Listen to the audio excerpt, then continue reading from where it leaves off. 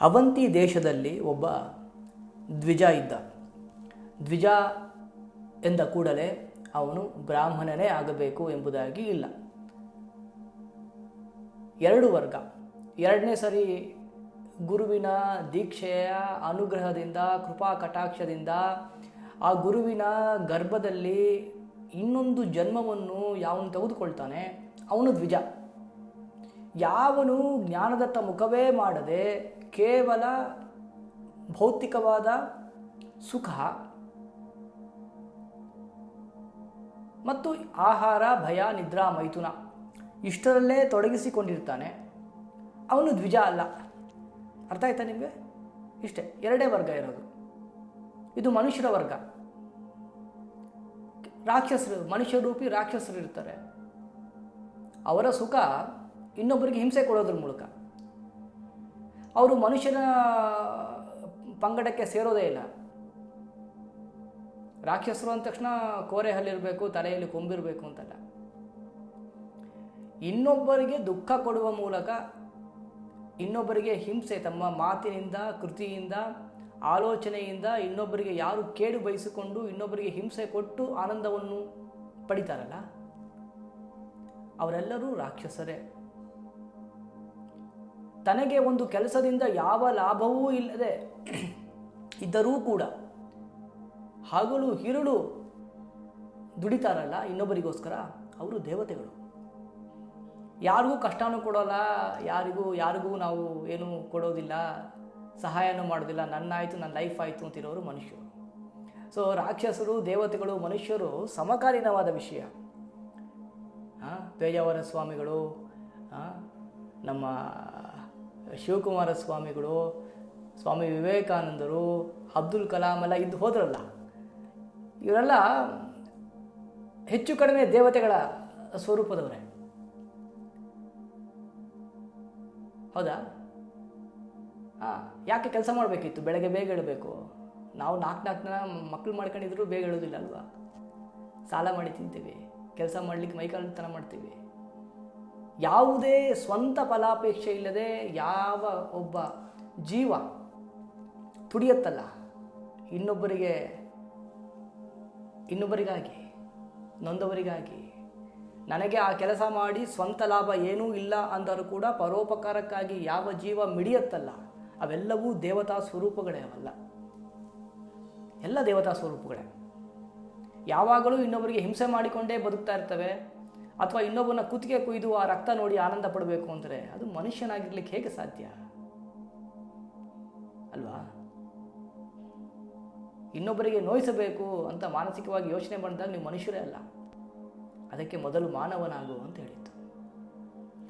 ಆದ್ದರಿಂದ ನಾನು ಅಂಥವ್ರನ್ನ ಮನುಷ್ಯರು ಅಂತ ಕರೆಯೋದೇ ಇಲ್ಲ. ದ್ವಿಜ ಅಥವಾ ಜ್ಞಾನದ ಮಾರ್ಗಕ್ಕೆ ಮುಖ ಮಾಡದೆ, ಯಾರಿಗೂ ತೊಂದರೆ ಮಾಡದೆ ಬದುಕುವ ಮನುಷ್ಯರು. ತೊಂದರೆ ಮಾಡೋರು ಈ ಬ್ರಾಹ್ಮಣನೂ ಅಲ್ಲ, ಕ್ಷತ್ರಿಯನೂ ಅಲ್ಲ, ಶೂದ್ರನೂ ಅಲ್ಲ, ವೈಶ್ಯನೂ ಅಲ್ಲ. ಇವರು ಮನುಷ್ಯರೇ ಅಲ್ಲ. ಯಾಕೆಂದರೆ ಒಂದು ಎರೆ ಹುಳ ಕೂಡ ಮಣ್ಣಿಗೆ ಬೇಕಾದಾಗೆ ಬದುಕುತ್ತೆ.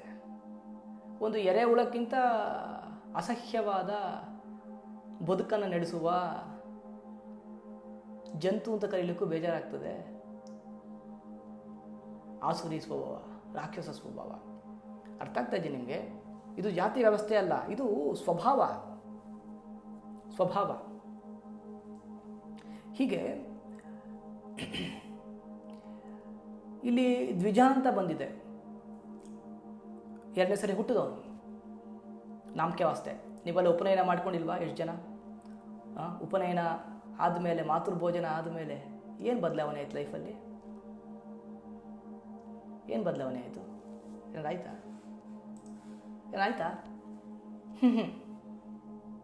ಇಲ್ಲ ಅಲ್ವಾ? ಏನಾಗೋದಿಲ್ಲ. ಹಾಗಾದ್ರೆ ನೀವು ದ್ವಿಜರಾಗಿಲ್ಲ ಅಂತ ಅರ್ಥ. ಸುಮ್ಮನೆ ಒಂದು ಸಾಮಾಜಿಕವಾದ ಒಂದು ಕಾರ್ಯಕ್ರಮ ಆಗಿದೆ, 4 ಜನ ಊಟ ಹಾಕಿದ್ದೀವಿ, ಕೇಸರಿ ಬಾತು ಉಪ್ಪಿಟ್ಟು ತಿಂದು ಬಂದಿದ್ದೀವಿ, ವಡೆ ಪಾಯಸ ತಿಂದು ಬಿಟ್ಟು ನನ್ನ ಒಳಗೆ ಯಾವ ಬದಲಾವಣೆ ಆಗಿಲ್ಲ ಅಂದರೆ, ನೀನು ಹುಟ್ಟಲಿಲ್ಲ ಅಂದರೆ ನೀನು ದ್ವಿಜನಲ್ಲ. ಅದು ನಿಜವಾದ ಗುರುವಿನ ಅಥವಾ ಸತ್ಯದ ದರ್ಶನ ನಮಗೆ ಆದಾಗ, ನಾನು ಹಿಂದೆ ಏನಾಗಿದ್ದೆ ಅದು ಸತ್ತು ಹೋಗಿ ಹೊಸ ಹುಟ್ಟು ನನ್ನೊಳಗೆ ಆಗ್ತದೆ. ಅದು ದ್ವಿಜ. ನಾನು ಮಾತಾಡ್ತಿರೋದೆಲ್ಲ ವಜ್ರಕ್ರಿಯೆ ಮಾಡ್ತಾರೆ ಸ್ವಲ್ಪ ಅರ್ಥ ಆಗ್ತಾ ಇದೆ ಅಲ್ವಾ? ನಿಮಗೆ 3ನೇ ದಿವಸ ಆದಮೇಲೆ ಆದ ಬದಲಾವಣೆ ಈಗ ಅರ್ಥ ಆಗ್ತದೆ. ಅದು ಮರುಹುಟ್ಟು ಅನ್ನೋದು. ಹೀಗೆ ಆ ಮನುಷ್ಯ ದ್ವಿಜ, ಅಂದರೆ ದ್ವಿಜರ ವಂಶದಲ್ಲಿ, ಆ ವಂಶದಲ್ಲಿ ಬಂದವನು.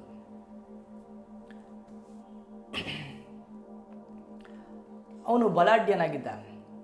ಅವರಪ್ಪ ಬ್ರಾಹ್ಮಣನ ಮನೆಯಲ್ಲಿ ಹುಟ್ಟವರು ಎಲ್ಲ ಮಕ್ಕಳು ಬ್ರಾಹ್ಮಣರಾಗಬೇಕು ಅಂತಿಲ್ಲ.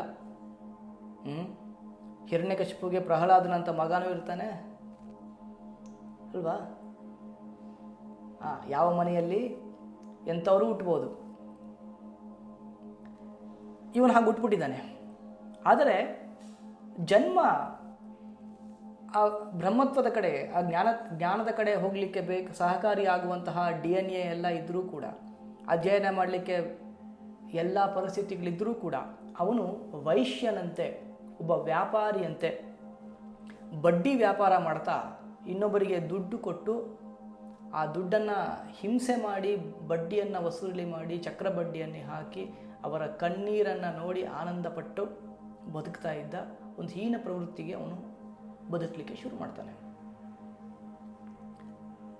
ಆದರೆ ದರಿದ್ರನಂತೆ ಬದುಕೋದು. ಕೆಲವರ ನೋಡಿದ್ದೇವೆ ನಾವು, ಕೋಟಿಗಟ್ಟಲೆ ಇರ್ತದೆ, ₹1 ಖರ್ಚು ಮಾಡೋದೇ ಇನ್ನೊಬ್ರು ಕೊಡೋದು ಇಲ್ಲ. ಕೊನೆಗೆ ಎಲ್ಲಿ ಇಟ್ಟಿದ್ದೀವಿ ಅಂತ ಹೇಳ್ದೇನೆ ಜೀವ ಬಿಡೋದು. ಯಾರಿಗೂ ಉಪಯೋಗ ಇಲ್ಲ. ಒಬ್ಬ ದರಿದ್ರನ ಹತ್ರ ಇರೋ ದುಡ್ಡು ಇದೆಯಲ್ಲ, ಒಬ್ಬ ಲೋಭಿ ಜಿಪುಣ, ಎಷ್ಟಿದ್ರೆ ಏನು, ನೀನು ಬೇಡೋ ಮನಸ್ಸಿರೋ ತನಕ ನೀನು ಭಿಕ್ಷುಕನೇ. ಆ ಸಾಕು ಎಂಬ ಮನೋಭಾವನೆ ಹೆಚ್ಚಾಗಿ ಇನ್ನೊಬ್ಬರಿಗೆ ಕೊಡಬೇಕು ಅಂತ ಮನಸ್ಸು ಬಂದರೆ ನೀನು ಶ್ರೀಮಂತ. ಇರುವಿಕೆ ಮುಖ್ಯ ಅಲ್ಲ, ಇರುವಿನ ಅರಿವು ಮುಖ್ಯ. ಯಾವಾಗ ನಾನು ಪರಿಪೂರ್ಣ ಆಗ್ತೀನಿ ಆಗ ನನಗೆ ಬೇಡೋ ಮನೋಭಾವ ಕಡಿಮೆ ಆಗ್ತಾ ಹೋಗುತ್ತೆ. ಅದೇ ಪೂರ್ಣತ್ವ ಅಂತ ಕರೆಯೋದು. ನಿಮಗೆ ಹೊಟ್ಟೆ ತುಂಬ ಊಟ ಹಾಕ್ತೀವಿ, ಏಕಾದಶಿ ಪಾಪ ಊಟದ ಬಗ್ಗೆ ಮಾತಾಡಬಾರ್ದು, ಇರಲಿ. ನಿಮಗೆ ಹೊಟ್ಟೆ ತುಂಬ ಊಟ ಹಾಕಿಬಿಟ್ಟು ನಿಮ್ಮ ಮುಂದೆ ತಂದು ಏನಾದರೂ ತಿನಿಸನ್ನು ಇಟ್ಟರೆ ನಿಮಗೆ ಅದ್ರ ಬಗ್ಗೆ ಬೇಕು ಅಂತ ಅನಿಸ್ತದ? ಅನಿಸೋದಿಲ್ಲ ಅಲ್ವಾ? ಯಾಕೆ?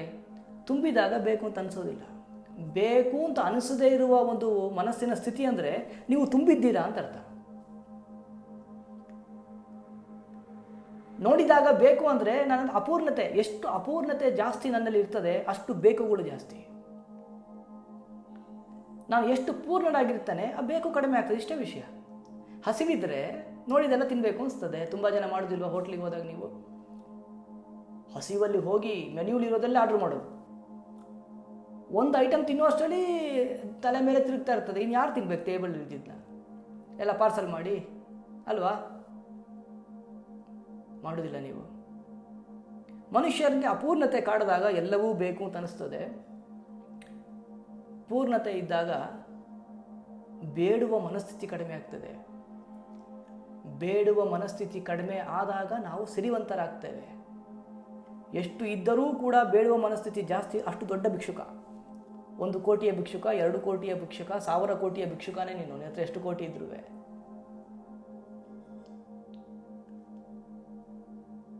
ದರಿದ್ರನಾಗಿದ್ದ, ಯಾವುದನ್ನು ಅನುಭವಿಸ್ತಾ ಇರಲಿಲ್ಲ, ಮಹಾಕೋಪಿಷ್ಟ, ಅಹಂಕಾರ ನೆತ್ತಿಗೆ ಇರಿದಾಗ,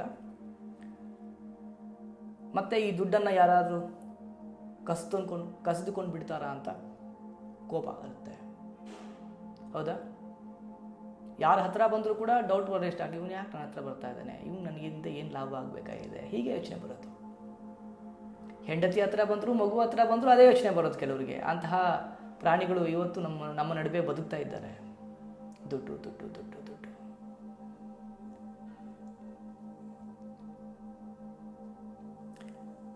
ಹೀಗೆ ಅವನು ಅತಿಥಿಗಳು ಮನೆಗೆ ಬಂದಾಗ ಜಿಪುಣತನದಿಂದ ಮಾತಿನಿಂದಲೂ ಕೂಡ ಅವ್ರಿಗೆ ಉಪಚಾರ ಮಾಡ್ತಾ ಇರಲಿಲ್ಲ. ಕೆಲವರು ಮಾಡೋದಿಲ್ವಾ? ಮನೆಗೆ ಬಂದಾಗ ಟ್ರೀಟೇ ಮಾಡೋದಿಲ್ಲ ಚೆನ್ನಾಗಿ. ಏನಕ್ಕೆ? ನೀವು ಟ್ರೀಟ್ ಮಾಡಿ ಇನ್ನೊಂದ್ಸರಿ ಬರ್ತೀರಿ ಅಂತ ಇಲ್ವಾ? ಗ್ರಾಮಗಳಲ್ಲಿ ಹೋದಾಗ ಮನೆಗೆ ಬಂದರೆ ಸಾಕು ಅಂತ ಕಾಯ್ತಿರ್ತಾರೆ. ಈಗ ಮೊಬೈಲ್ ಬಂದ ಮೇಲೆ ಗಂಡ ಹೆಂಡತಿ ಮಕ್ಕಳ ಹತ್ರ ಹೋಗೋದು ಸಿಟ್ಟು ಬರ್ತದೆ ಅಲ್ವಾ? ನಿಮ್ಮ ಪ್ರೈವಸಿ ಟೈಮ್ಗೆ ಡಿಸ್ಟರ್ಬ್ ಆಗ್ತದೆ ಅಂತ. ಅದೇ ಸಿಟಿಯಲ್ಲಿ ಬಂದಾಗ ನಿಮ್ಗೆ ಅರ್ಥ ಆಗ್ತದೆ. ಹೌದಾ? ಪಕ್ಕ ಮನೆ ಎದುರು ಕೂಡ ಫೋನ್ ಮಾಡಿ ಹೋಗಬೇಕಾಗ್ತದೆ.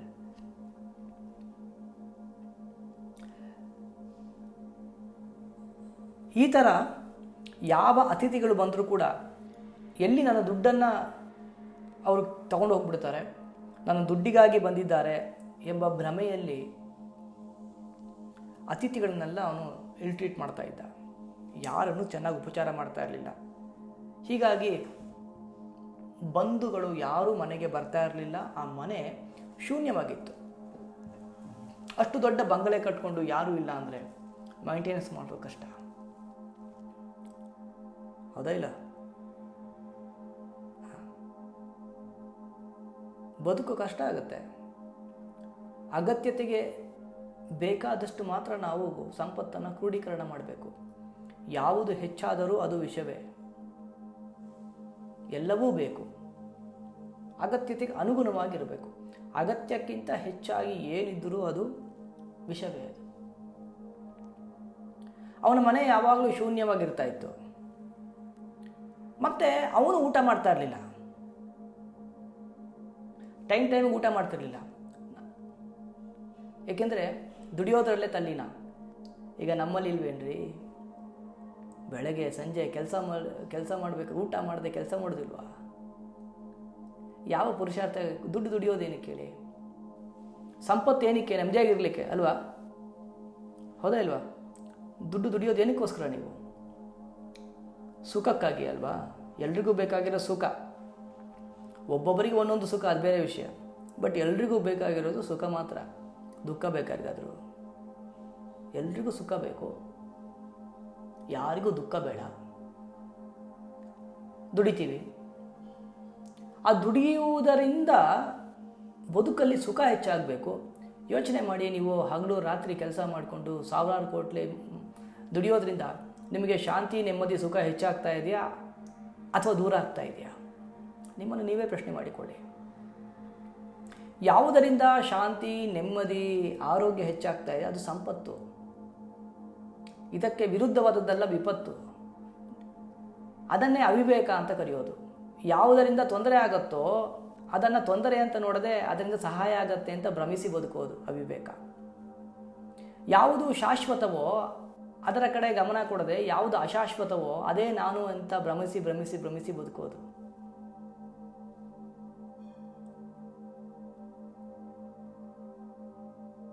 ಅವಿವೇಕ, ಅಜ್ಞಾನದ ಲಕ್ಷಣ ಅದು. ನನಗೆ ತುಂಬ ಜನ ಹಾಗೆ ಪರಿಚಯ ಇದ್ದಾರೆ. ಕೋಟಿಗಟ್ಟಲೆ ದುಡ್ಡಿದೆ, ₹1 ಅವರು ಖರ್ಚು ಮಾಡ್ಕೊಡೋದಿಲ್ಲ. ಜೊತೆಗೆ ಹೋದಾಗ ಒಬ್ಬರಿಗೆ ಒಂದು ಊಟನೂ ಕೊಡಿಸೋದಿಲ್ಲ. ಅವ್ರಿಗೆ ಊಟ ಕೊಡಿಸ್ಬೇಕಾಗತ್ತೆ ಅಂತ ಇವರು ಊಟ ಮಾಡೋದಿಲ್ಲ.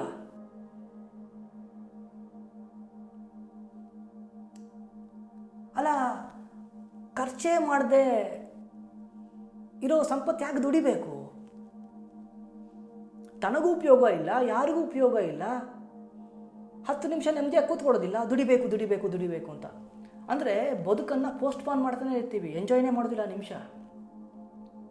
ನಾಳೆ ಬದುಕ್ತೀನ ಅಂತ ಗ್ಯಾರಂಟಿ ಇಲ್ಲ. 10,000 ವರ್ಷಕ್ಕೆ ಬೇಕಾದಷ್ಟು ಶೇಖರಣೆ ಇಡ್ತಾ ಇನ್ನೂ ದುಡಿತು. ಯಾರೇ ದುಡಿಯೋದು? ಅಂದರೆ ಯಾರನ್ನು ಸಾಲ ಕೇಳದೆ ಬದುಕಬೇಕು, ಆತ್ಮಗೌರವದಿಂದ ಬದುಕಬೇಕು. ಕನಿಷ್ಠ ಪಕ್ಷ ನಾಳೆ ಹುಷಾರ ಇಲ್ಲ ಅಂದರೆ ಇನ್ಶೂರೆನ್ಸ್ ಮಾಡ್ಕೋಬೇಕು. 50 ವರ್ಷಕ್ಕೆ ಎಷ್ಟು ಬೇಕು ಅಷ್ಟು ದುಡ್ಡು ಮಾಡ್ಕೊಳ್ಳೋಣ. ಸಾವಿರಾರು ಕೋಟಿ, ಮಿಲಿಯನ್ ಗಟ್ಟಲೆ ಕೋಟಿ. ಅಂದರೆ ನೀವು ಬದುಕನ್ನು ಚೈತನ್ಯ ಇರುವಂತೆ ಆನಂದವಾಗಿ ಬದುಕಿ, ಅದರಿಂದ ದುಡ್ಡು ಬಂದರೆ ಬೇಡ ಅಂತ ಹೇಳ್ತಾ ಇಲ್ಲ. ದುಡ್ಡು ಕೆಟ್ಟದಲ್ಲ. ಆದರೆ ಬದುಕಲ್ಲಿ ಯಾವುದನ್ನು ಕಳ್ಕೊಂಡ್ರೆ ನಮಗೆ ಸಿಗೋದೇ ಇಲ್ವೋ ಅದನ್ನು ಕಳ್ಕೊಂಡು ಉಪಯೋಗಿಸಲಾಗದ ಸಂಪತ್ತನ್ನು ದುಡಿತಾ ಇದ್ದೀವಲ್ಲ. ಬದುಕಲ್ಲಿ ಏನು ಕಳ್ಕೊಂಡ್ರೂ ಸಿಗ್ತದೆ. ಆದರೆ ಯೌವನ, ಸಮಯ, ಆರೋಗ್ಯ ಇದು ಕಳ್ಕೊಂಡ್ರೆ ಮತ್ತೆ ಸಿಗೋದಿಲ್ಲ. ಒಪ್ತೀರಾ? ಆದ್ದರಿಂದ ಪ್ರತಿ ಕ್ಷಣ ನಾವು ನಮ್ಮ ಸಾವಿಗೆ ಹತ್ತಿರ ಆಗ್ತಾ ಇದ್ದೀವಿ. ಆ ಪರಿಜ್ಞಾನವೇ ಇಲ್ಲ. ದುಡ್ದು ಕೊನೆಗೆ ಖರ್ಚು ಮಾಡೋದು ಹಾಸ್ಪಿಟ್ಲ್ ವೆಂಟಿಲೇಟ್ರಿಗೆ.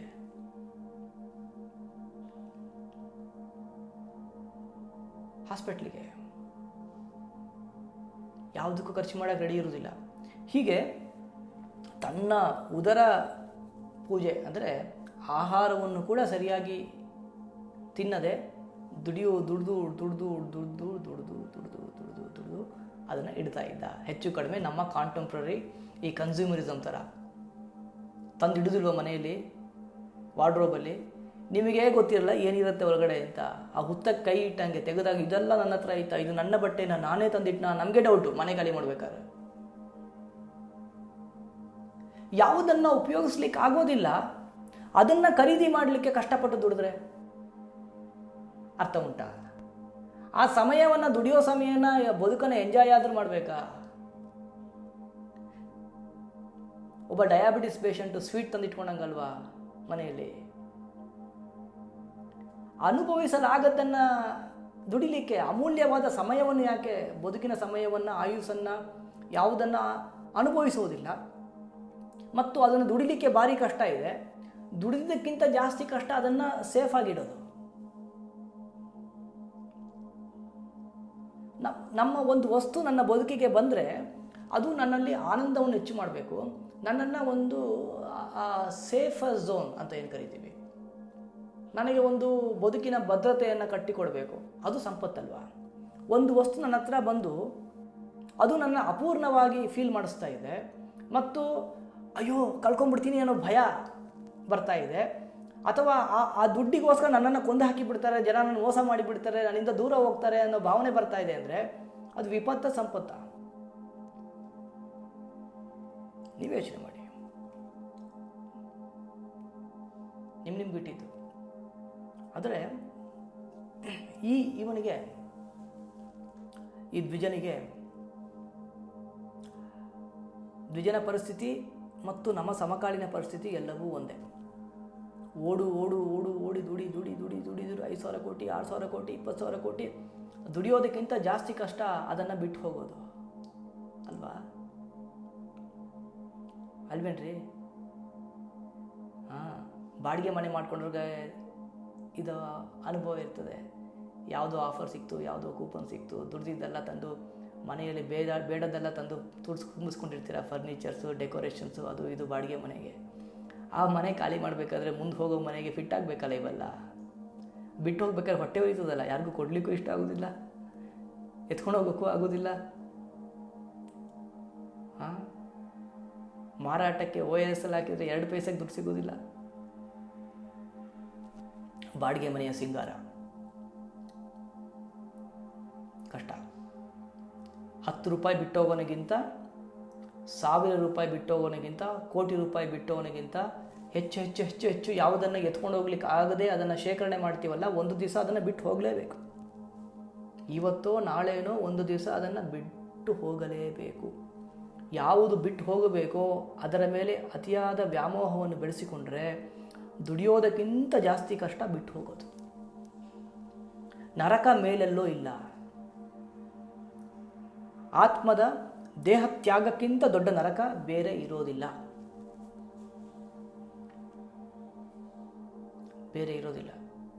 ಆದರೆ ಯಕ್ಷ ಪ್ರಶ್ನೆ ಅಲ್ಲಿ ನಾನು ನಿಮ್ಗೆ ಹೇಳಿದೆ, ಒಂದು ಪ್ರಶ್ನೆ, ಜಗತ್ತಿನ ದೊಡ್ಡ ಅಚ್ಚರಿ ಏನು ಅಂತ ಯಕ್ಷ ಕೇಳ್ತಾನೆ.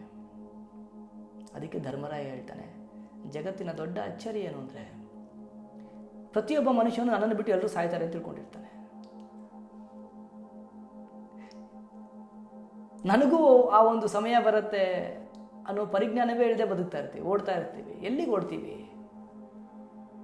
ಪ್ರತಿ ಕ್ಷಣ ನೀವು ಕಾನ್ಷಿಯಸ್ ಆಗಿದ್ದೀರೋ ಅನ್ಕಾನ್ಷಿಯಸ್ ಆಗಿದ್ದೀರೋ, ಪ್ರತಿ ಕ್ಷಣ ನೀವು ನಿಮ್ಮ ಸಾವಿಗೆ ಹತ್ತಿರ ಆಗ್ತಾ ಇದ್ದೀರಾ. ಯಾವ ಥರ ದುಡಿಬೇಕು? ದುಡಿದಿದ್ದು ಇಲ್ಲೂ ಚೆನ್ನಾಗಿ ಬದುಕಬೇಕು, ಮೇಲೂ ಚೆನ್ನಾಗಿ ಬದುಕಬೇಕು. ದುಡ್ಡನ್ನ ಕನ್ವರ್ಟ್ ಮಾಡ್ತಾ ಇರಬೇಕು.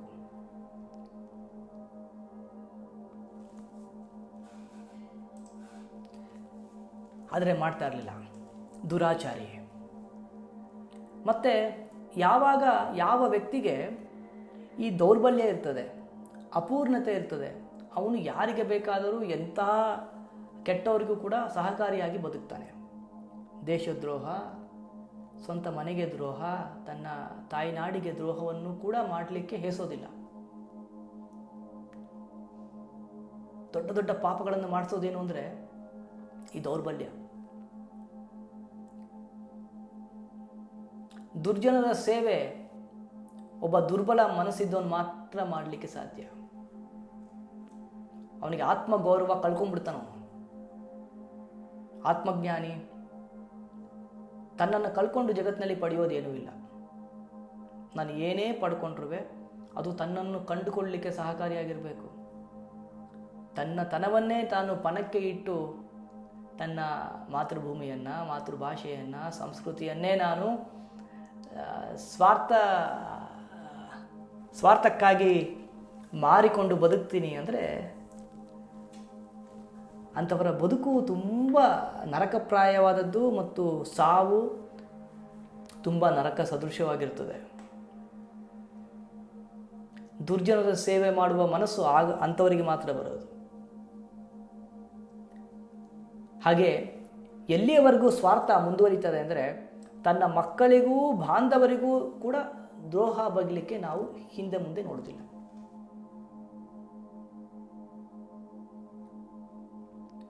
ಇವೆಲ್ಲ ಇತಿಹಾಸದಲ್ಲಿ ನಮಗೆ ತುಂಬ ಘಟನೆಗಳು ನಮ್ಮ ಸುತ್ತಮುತ್ತವೇ ವರ್ತಮಾನದಲ್ಲೂ ಕೂಡ ನಡೀತಾ ಇದೆ.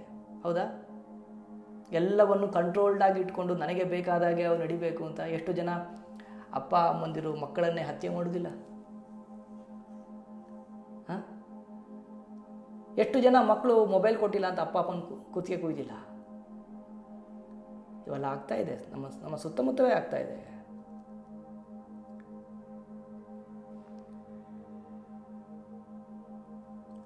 ಸ್ವಾರ್ಥಕ್ಕಾಗಿ ಯಾರು ತನ್ನವರು ಅವರನ್ನೇ ದೂರ ಮಾಡಿಕೊಳ್ಳುವ ಬುದ್ಧಿ ಬರ್ತದೆ ಅಜ್ಞಾನ ಆವರಿಸಿದಾಗ. ಯಾರು ನನ್ನವರೋ ಅವರನ್ನೆಲ್ಲ ದೂರ ಮಾಡ್ತೀವಿ, ಯಾರು ನನಗೆ ಅಪಕಾರ ಮಾಡ್ತಾರೋ ಅವರನ್ನೆಲ್ಲ ಹತ್ರ ಮಾಡ್ಕೊಳ್ತಾ ಹೋಗ್ತೀವಿ. ಹಾಗೆ ಹೆಂಡತಿ, ಮಕ್ಕಳು, ಸೇವಕರು ಎಲ್ಲರೂ ಕೂಡ ಒಂದು ಲಿಮಿಟ್ ತನಕ ತಡೀತಾರೆ. ಅತಿಯಾದ ಸ್ವಾರ್ಥ ಯಾವ ವ್ಯಕ್ತಿಯಲ್ಲಿ ತಾಂಡವ ಆಗ್ತದೆ ಆ ವ್ಯಕ್ತಿಯನ್ನು ಒಂದು ಹಂತಕ್ಕೆ ತಡ್ಕೊಳ್ತಾರೆ. ಆದರೆ ಪ್ರತಿಯೊಬ್ಬರಿಗೂ ಒಂದು ವೀಕ್ ಟೈಮ್ ಅಂತ ಬಂದೇ ಬರುತ್ತೆ. ಆಗೆಲ್ಲ ಬಿಟ್ಟು ಹೋಗ್ಬಿಡ್ತಾರೆ. ಅಧಿಕಾರದಲ್ಲಿರುವ ಒಬ್ಬ ಅಧಿಕಾರಿಯ ಪರಿಸ್ಥಿತಿ, ಅವನಿಗೇನೋ ಅರಾಜಕತೆ ಮಾಡೋದು, ಅವನೆಷ್ಟೇ ದಡ್ಡತನ ಮಾಡಿದ್ರು ಚಪ್ಪಾಳೆ ತಟ್ಕೊಂಡು ಪಕ್ಕ ಇರ್ತಾರೆ ಅವನಿಗೆ ಅಧಿಕಾರ ಇರೋ ತನಕ. ಒಮ್ಮೆ ರಿಟೈರ್ಮೆಂಟ್ ಆದರೆ ತಿರುಗು ನೋಡೋದಿಲ್ಲ. ಅಂದರೆ ಇವೆಲ್ಲ ಕಾಡುವುದಿಲ್ವಾ ತುಂಬ ಜನರಿಗೆ? ಆಗಿದೆಯಲ್ಲ.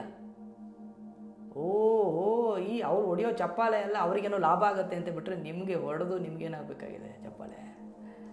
ಅದರಿಂದ ಚಪ್ಪಾಳೆಗೆ ಮೈಸೂರಬಾರ್ದು ಮನುಷ್ಯ.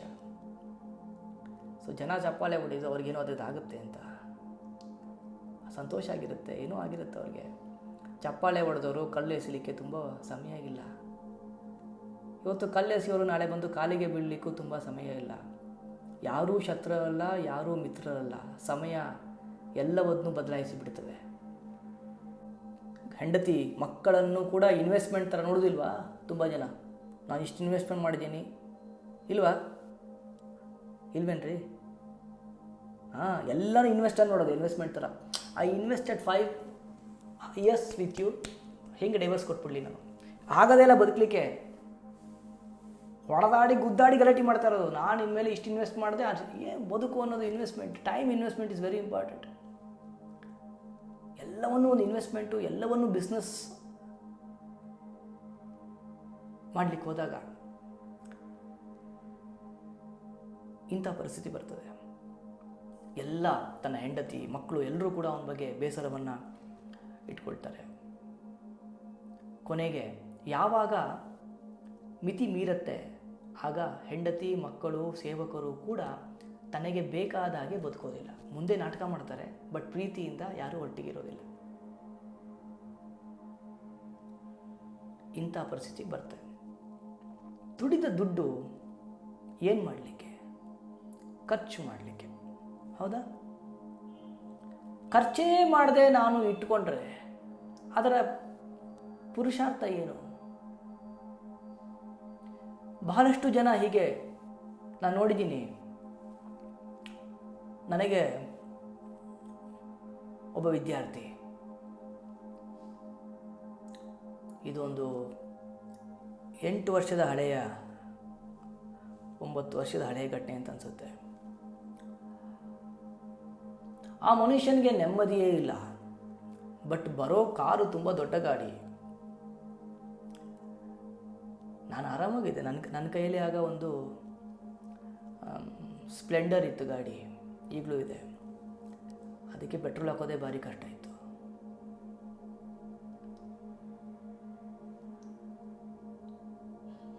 ಆ ಖುಷಿ ನಮಗೆ ದುಃಖ ಅನ್ನೋದು ಏನು ಗೊತ್ತೇ ಇಲ್ಲ. ಆರೋಗ್ಯವಾಗಿ ಖುಷಿಯಾಗಿದ್ವಿ. ಆ ಮನುಷ್ಯ ಬಂದು ಆಗೋದಿಲ್ಲ, ತುಂಬ ಹಿಂಸೆ, ನನಗೆ ಟಾರ್ಗೆಟು ಹಾಗೆ ಹೀಗೆ ಅಂತ, ಇಷ್ಟ ಇಲ್ಲ ಅಂದರೆ ಕೆಲಸ ಬಿಡು ಅಂತ. ಅದೇನು ಬಿಡೋಕ್ಕಾಗತ್ತೆ, ಲೋನ್ ಹಾಕ್ಕೊಂಡ್ಬಿಟ್ಟಿದ್ದೀನಿ ನಾನು ಅಂತ. ಲೋನ್ ಯಾವಾಗ ಮುಗೀತದೆ? ಇನ್ನೊಂದು 4 ವರ್ಷ ಆಚಾರ್ಯರೇ ಲೋನ್ ಮುಗಿದ್ಬಿಡುತ್ತೆ.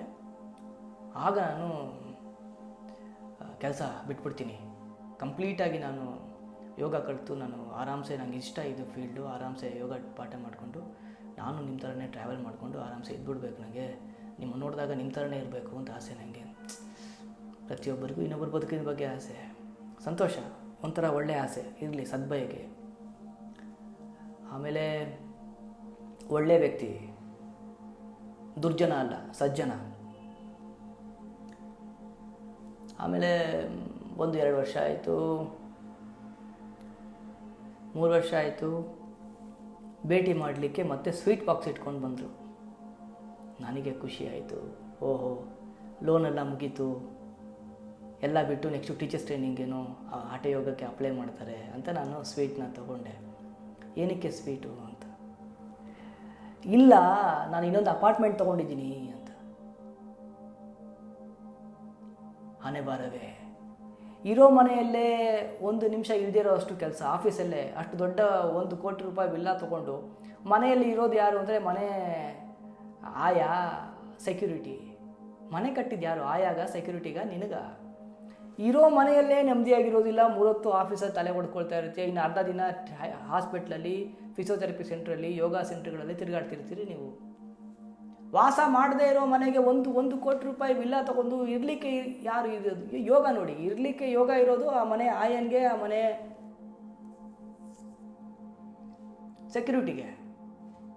ಆದರೂ ಲೋನ್ ಮುಗಿಯೋ ಅಷ್ಟರಲ್ಲಿ ಅನುಭವ ಮಾಡಿಕೊಂಡು ನೆಮ್ಮದಿಯಾಗಿ ಸ್ವಲ್ಪ ಕೆಲಸ ಕಡಿಮೆ ಮಾಡಿಕೊಂಡು ಇರೋ ಮನೇನ ಎಂಜಾಯ್ ಮಾಡ್ಬೋದಾ? ಒಳ್ಳೆ ಬುದ್ಧಿ ಮಕ್ಕಳಿದ್ದಾರೆ, ಮಕ್ಕಳು ಬೆಳೆದು ಎದೆಗೆ ನಿಂತು ಬಿಡ್ತಾರೆ ತಿರುಗಿ ನೋಡೋ ಅಷ್ಟರಲ್ಲಿ. ಆ ಸಮಯಗಳು ಸಿಗ್ತಾವ?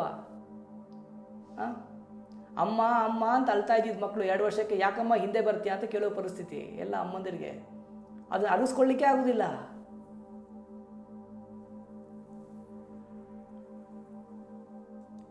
ಮಕ್ಕಳು ಎದೆಗೆ ಬೆಳೀತಾ ಇರ್ತಾರೆ, ವಯಸ್ಸಾಗ್ತಾ ಇರುತ್ತೆ, ಯೌವನ ಕಡಿಮೆ ಆಗ್ತಾ ಇರುತ್ತೆ, ಡಯಾಬಿಟಿಸು, ಹೈಪರ್ ಟೆನ್ಷನ್ನು, ಬ್ಯಾಕ್ ಪೈನ್ ಎಲ್ಲ ಆವರಿಸ್ಕೊಳ್ತಾ ಇದೆ. ಯಾವಾಗ ಉಸಿರು ನಿಲ್ಲುತ್ತೆ ಅಂತ ಗೊತ್ತಿಲ್ಲ. ತೊಗೊಂಬಂದಿದ್ದು ಸ್ವೀಟ್ ಏನಕ್ಕೆ ಅಂದರೆ ಇನ್ನೊಂದು ಅಪಾರ್ಟ್ಮೆಂಟ್ ತೊಗೊಂಡಿದ್ದಕ್ಕೆ. ಅಪಾರ್ಟ್ಮೆಂಟಲ್ಲಿ ಅವ್ರು ಇರೋದೇ ಇಲ್ಲ. ನೆಕ್ಸ್ಟ್ ಟೆನ್ಷನ್ ಏನು? ಅಪಾರ್ಟ್ಮೆಂಟ್ ಮೇಂಟೆನೆನ್ಸ್ ಟೆನ್ಷನ್ನು, ಯಾರು ಬಾಡಿಗೆ ಬರ್ತಾರೆ ಇವು ಟೆನ್ಷನ್ನು. ಯಾಕೆ ಅಪಾರ್ಟ್ಮೆಂಟ್ ತೊಗೊಂಡ್ಯಾ ಅಂದರೆ ಉತ್ತರ ಕೇಳಿದರೆ ನನಗೆ ಈ ಥರನೂ ತಲೆ ಓಡುತ್ತಾ ಅಂತ. ಇಲ್ಲ, ಅಪಾರ್ಟ್ಮೆಂಟ್ ತೊಗೊಂಡಿರಲಿಲ್ಲ ಅಂದರೆ ಲೋನೆಲ್ಲ ಕ್ಲಿಯರ್ ಆಯಿತು, ನಾನು ಕೆಲಸ ಮಾಡೋಕ್ಕೆ ಮೋಟಿವೇಶನ್ ಬೇಕು, ಅದಕ್ಕೆ ಅಪಾರ್ಟ್ಮೆಂಟ್ ತೊಗೊಂಡೆ, ಸೊ ನಾನು ಕೆಲಸ ಬಿಡೋದಿಲ್ಲ ಇನ್ನು 10 ವರ್ಷ. ಏನು ಮಾಡ್ತೀರಿ?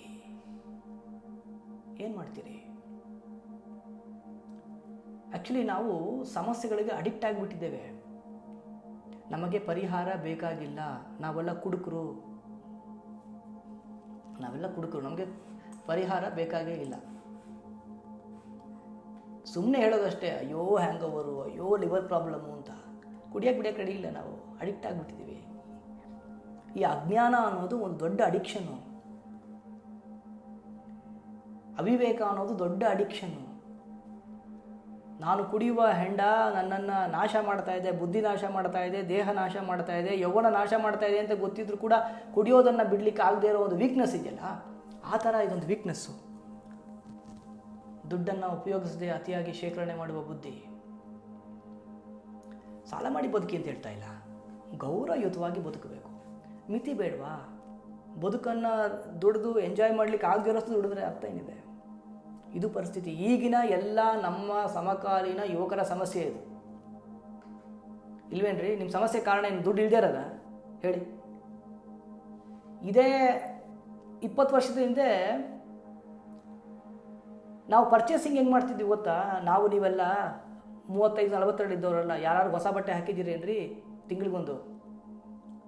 ಎಷ್ಟೇ ದುಡ್ಡಿದ್ರು ಕೂಡ ಅಣ್ಣನ ಬಟ್ಟೆ ಕಾಯ್ತಾ ಇದ್ವಿ, ಅಣ್ಣ ಯಾವಾಗ ದಪ್ಪ ಆಗ್ತಾನೆ, ಅಣ್ಣ ಯಾವಾಗ ಉದ್ದ ಆಗ್ತಾನೆ, ಆ ಬಟ್ಟೆ ನಾನು ಹಾಕೊಳ್ಳೋದು ಅಂತ. ಅದೇ ಬೇರೆ ಇನ್ಸೆಕ್ಯೂರಿಟಿ ಬೇರೆ, ನಾನು ಉದ್ದ ಆಗ್ತಾ ಇಲ್ಲ ಅನ್ನೋ ಇನ್ಸೆಕ್ಯೂರಿಟಿ ಬೇರೆ, ಅವ್ನು ಬಟ್ಟೆ ಹಾಕೊಳ್ಳೋಕ್ಕಾಗಲ್ಲ ನಾನು ಅಂತ. ಈ ಥರ ಮನಸ್ಥಿತಿಯಲ್ಲಿ ಆರಾಮವಾಗಿ ಖುಷಿ ಖುಷಿಯಾಗಿ ಬದುಕಿದ್ವಿ ನಾವು.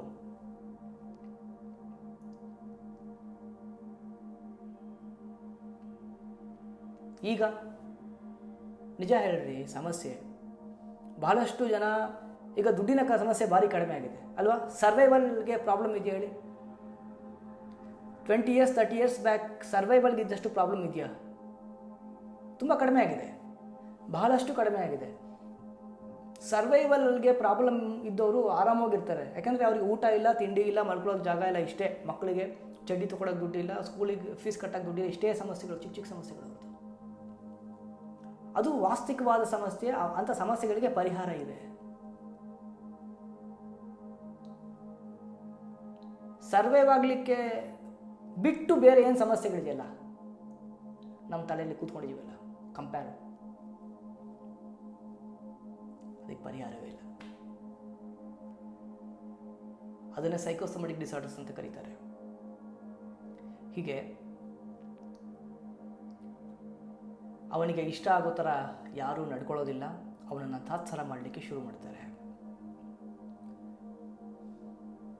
ತನ್ನ ಹೊಟ್ಟೆ ಬಟ್ಟೆಗೆ ಖರ್ಚು ಮಾಡಿಕೊಳ್ಳದ ಸಂಪತ್ತನ್ನು ಒಂದು ಪಿಶಾಚಿ ಥರ ಕಾವಲು ಕಾಯ್ತಾ ಇರ್ತಾನೆ. ನಾವು ಮಾಡೋದಿಲ್ವ?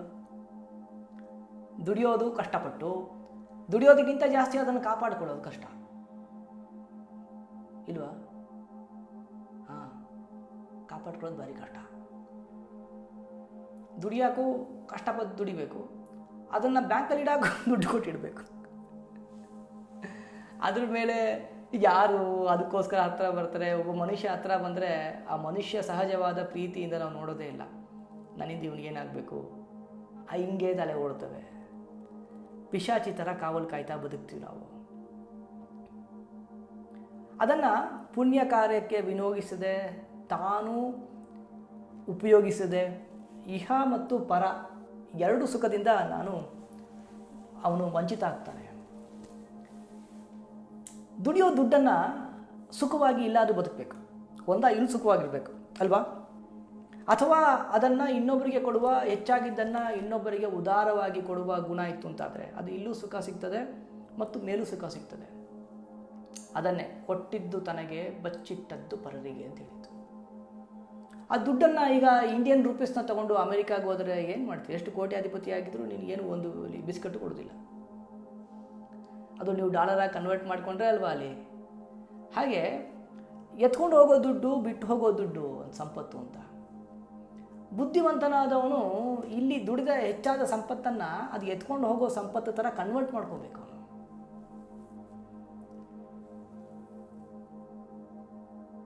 ಇಲ್ಲೇ ಬಿಟ್ಟು ಹೋಗ್ತೀಯ ಅಂದರೆ ಆ ಸಂಪತ್ತು ದುಡಿಯೋದಾದರೆ ಯಾಕೆ? ಇಲ್ಲೂ ಸುಖ ಇಲ್ಲ, ಅಲ್ಲೂ ಸುಖ ಇಲ್ಲ. ಅಂತಹ ಬದುಕು ಇಂತಹ ಪಿಶಾಚಿಗಳ ಥರ ಬದುಕೋದು. 5,000 ಕೋಟಿ, 10,000 ಕೋಟಿ, 20,000 ಕೋಟಿ ಏನು ಮಾಡ್ತೀರಾ? ಏನು ಮಾಡಲ್ಲ. ನೆಮ್ಮದಿಯಾಗಿರೋಕ್ಕಾಗಲ್ಲ ಮನೆಯಲ್ಲಿ. ಯಾವನ್ ರೈಡ್ ಬರ್ತಾನೋ ಅಲ್ವಾ? ಎಲ್ಲ ಪೈಪಲ್ಲಿ ತುಂಬಿಸಿ ಯಾವ ಪೈಪಲ್ಲಿ ನೀರು ಬಂದ್ಬಿಡುತ್ತೋ ಲೀಕೇಜ್ ಆಗಿ, ಈ ಸಮಸ್ಯೆ ನಿಮಗೆ.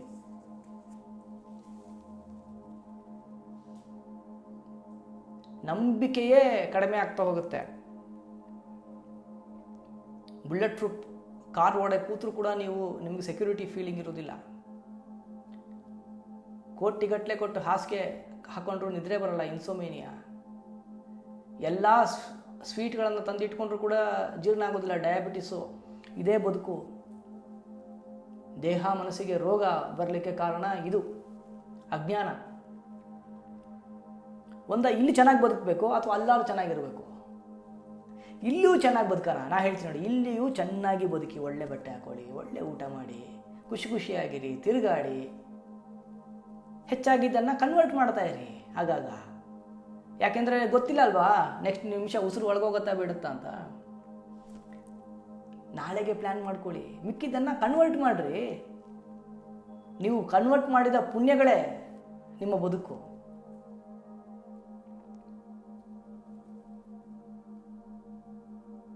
ಎರಡೂ ಕೂಡ ಸುಖ ಇಲ್ಲ. ಇಲ್ಲಿಯೂ ಸುಖ ಇಲ್ಲ, ಅವನಿಗೆ ಮೇಲೇನೋ ಅದರಿಂದ ಸುಖ ಸಿಗುವುದಿಲ್ಲ, ಯಾಕಂದರೆ ಇಲ್ಲೇ ಬಿಟ್ಟು ಹೋಗ್ತಾನೆ. ಅಂದರೆ ಎತ್ಕೊಂಡು ಹೋಗಲಿಕ್ಕೆ ಆಗದೆ ಇರೋ ಸಂಪತ್ತನ್ನು ಎಷ್ಟು ದುಡಿತೀವಿ ಅಷ್ಟು ನಾವು ಇನ್ಸೆಕ್ಯೂರಿಟಿ ಆಗ್ತಾ ಹೋಗ್ತೀವಿ ವಯಸ್ಸಾದ ಹಾಗೆ. ಅನಿಸೋದಿಲ್ವ ನಿಮಗೆ?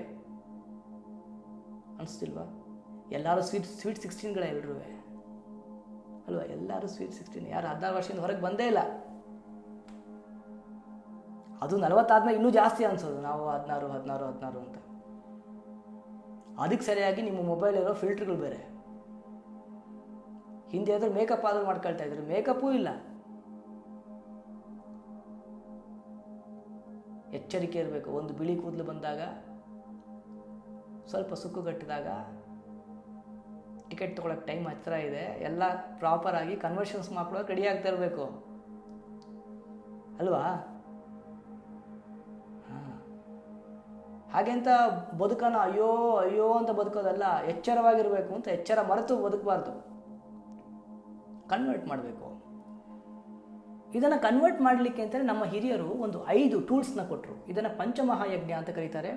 ಇದರ ಬಗ್ಗೆ ನಾನು ಕರ್ಮಯೋಗದ ಅಲ್ವಾ ಜ್ಞಾನಯಜ್ಞ ಆಗಬೇಕಾದ್ರೆ ಹಂಚ್ಕೊಂಡಿದ್ದೇನೆ. ಇವತ್ತು ನೀವು ತುಂಬ ಜನ ಕೇಳೋದು, ಅವ್ರು ಮಾಡಬಾರದೆಲ್ಲ ಮಾಡ್ತಾರೆ, ಅನಾಚಾರ ಮಾಡ್ತಾರೆ, ದುಡ್ಡು ಮೋಸ ಮಾಡೋರಿಗೆ ದುಡ್ಡಿರೋದು ತುಂಬ ಜನ ಕೇಳೋದಲ್ವಾ? ಎಲ್ರಿಗೂ ಹಿಂಸೆ ಮಾಡ್ತಾರೆ, ಅವರೇ ನೆಮ್ಮದಿಯಾಗಿದ್ದಾರೆ. ನೀವು ತೀರ್ಮಾನ ಮಾಡೋದಾ ಅವ್ರು ನೆಮ್ಮದಿಯಾಗಿದ್ದಾರೆ ಅಂತ? ಅವನು ಕೇಳಿ ಎಷ್ಟು ನೆಮ್ಮದಿಯಾಗಿದ್ದಾನೆ ಅವನು ಅಂತ. ಅವನು ಕೇಳಿ ಎಷ್ಟು ನೆಮ್ಮದಿಯಾಗಿದ್ದಾನೆ ಅವನು ಅಂತ.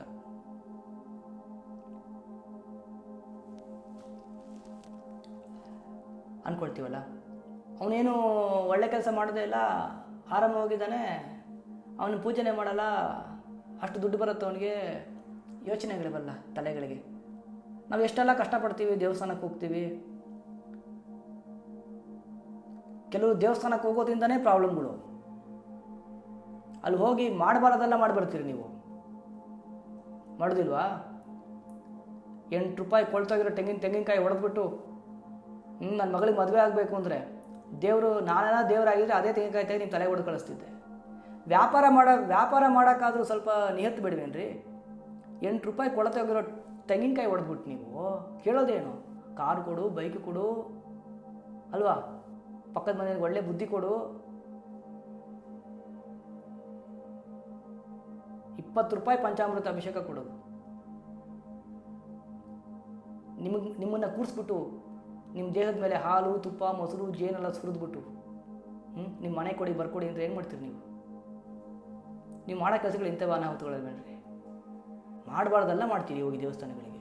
ಅವನು ದೇವರು, ನಿಮಗೇನು ಮಾಡದೆ ಅವನು ಗರ್ಭಗುಡಿಯಿಂದ ಎದ್ದು ಬಂದು ಎದೆಗೆ ಒದ್ದಿಲ್ಲ, ನಿಜವಾಗ್ಲೂ ದೇವರು ಅವನು. ನೀವು ಮಾಡೋ ಅನಾಹುತಗಳು ಬೇಡದೆಲ್ಲ ಮಾಡ್ತೀರಿ. ದೇವಸ್ಥಾನಕ್ಕೆ ಹೋಗಿ ಅಲ್ಲಿ ಬಟ್ಟೆ ಬಿಟ್ಟು ಬಂದೆ, ಬೇಡದೆ ಚಿನ್ನ ವಜ್ರ ವೈಡೂರ್ಯ ಅದೆಲ್ಲ ಬಿಡೋಂಗಿಲ್ಲ. ಹುಡುಕಿಕೊಂಡು ಹಾಕೊಂಡು ಹೋಗೋದು, ಹಳೇ ಚಪ್ಪಲಿ ಹಾಕೊಂಡೋಗಿ ಬಿಟ್ಟು ಬಂದ್ಬಿಡೋದು. ಕರ್ಮ ಹೋಯ್ತು ಅನ್ನೋದು. ಕರ್ಮ ಹೋಗಲ್ಲ, ನಿಮ್ಮನ್ನು ಅಟ್ಟಿಸ್ಕೊಂಬರ್ತದೆ ಅಂತ ಎಲ್ಲ ಕೆಲಸಗಳು ಮಾಡಿದ್ರೆ ನೀವು. ಬೇಡದ ಬಟ್ಟೆ ಎಲ್ಲ ಬಿಟ್ಟು ಹೋಗೋದಲ್ಲಿ. ಅದು ಬೇರೆ, ಬಟ್ಟೆ ಬಿಡಾಕಂತಲೇ ಅಲ್ಲೋಗಿ ಬಟ್ಟೆ ತೊಗೊಳೋದು. 10 ರೂಪಾಯಿ 5 ರೂಪಾಯಿ ಖರ್ಚಿಗೆ ಹಾಕೊಂಡೋಗಿ ಬಿಟ್ಟು ಬರೋದಲ್ಲಿ.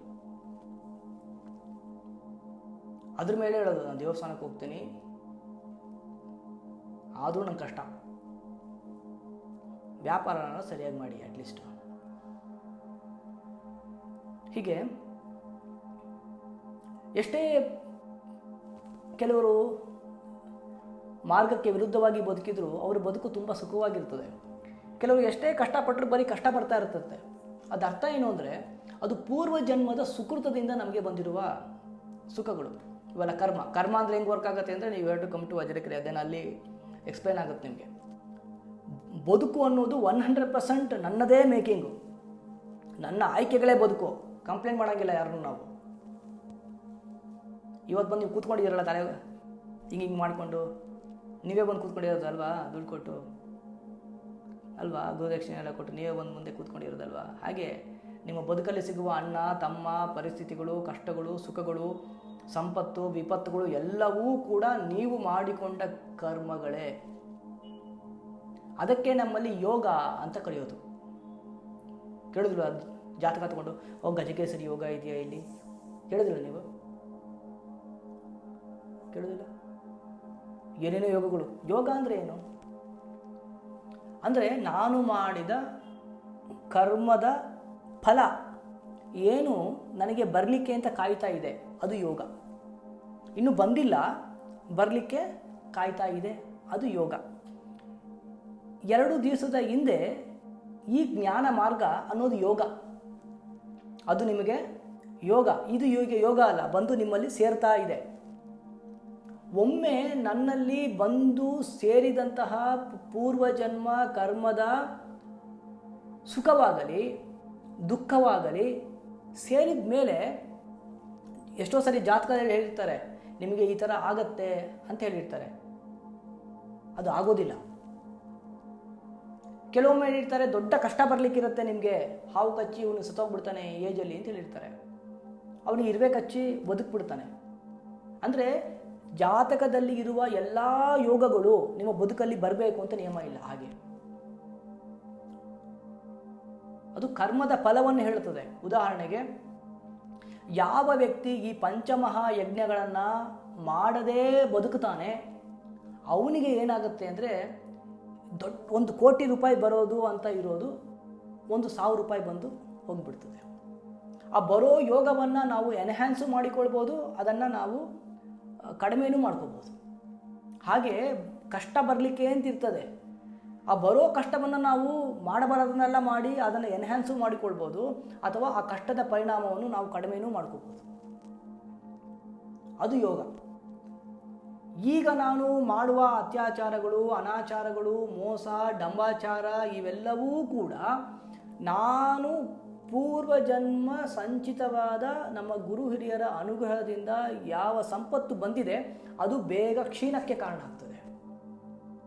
ಬಂದಿದ್ದನ್ನು ಉಳಿಸಿಕೊಳ್ಳೋದು ಕಳ್ಕೊಳ್ಳೋದು ನನ್ನ ಕೈಯಲ್ಲಿದೆ. ಅರ್ಥ ಆಗ್ತಾ ಇದೆ ನಿಮಗೆ? ಕಷ್ಟ ಆಗ್ತಿದೆ ಅರ್ಥ ಮಾಡ್ಕೊಳ್ಳೋಕ್ಕೆ.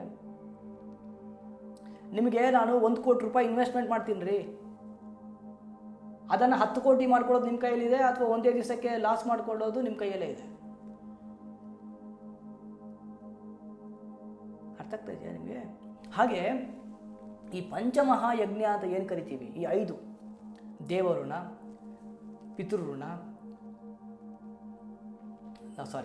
ಋಣಗಳು, ದೇವಯಜ್ಞ, ಋಷಿಯಜ್ಞ, ಪಿತೃಯಜ್ಞ, ಮನುಷ್ಯಯಜ್ಞ ಅಂತ ಕರೀತಾರೆ, ಅತಿಥಿ ಯಜ್ಞ ಅಂತ ಕರೀತಾರೆ, ಮತ್ತು ಭೂತಯಜ್ಞ.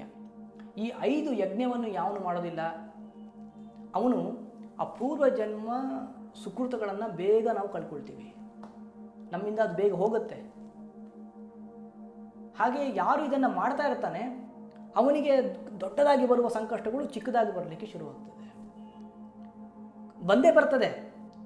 1 ಕೋಟಿ ಬರೋ ಜಾಗದಲ್ಲಿ 1 ರೂಪಾಯಿ ಬಂದೇ ಬರ್ತದೆ. ಹಾವು ಕಚ್ಚೋ ಜಾಗದಲ್ಲಿ ಇರುವೆ ಕಚ್ಚುತ್ತದೆ.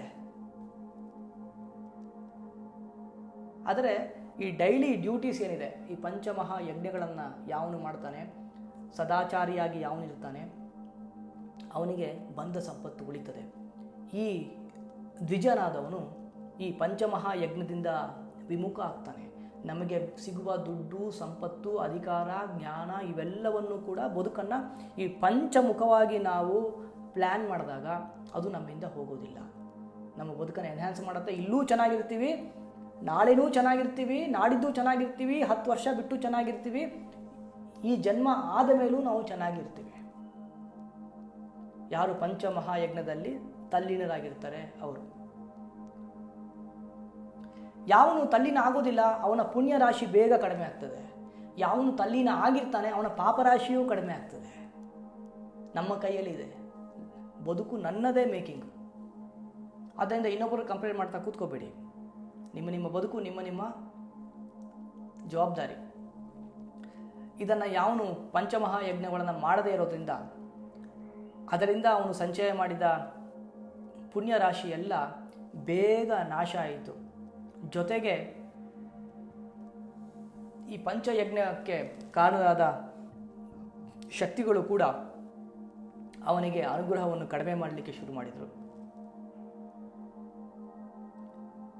ಅವರನ್ನೆಲ್ಲ ತಾತ್ಸಾರ ಮಾಡಿದ್ದಕ್ಕಾಗಿ ಆ ಪುಣ್ಯ ರಾಶಿ ಕಡಿಮೆಯಾಗಿ ಜೊತೆಗೆ ಬಲು ಕಷ್ಟದಿಂದ ಅವನ ಎಲ್ಲ ದುಡ್ಡುಗಳು ಹೋಗ್ಬಿಡ್ತು.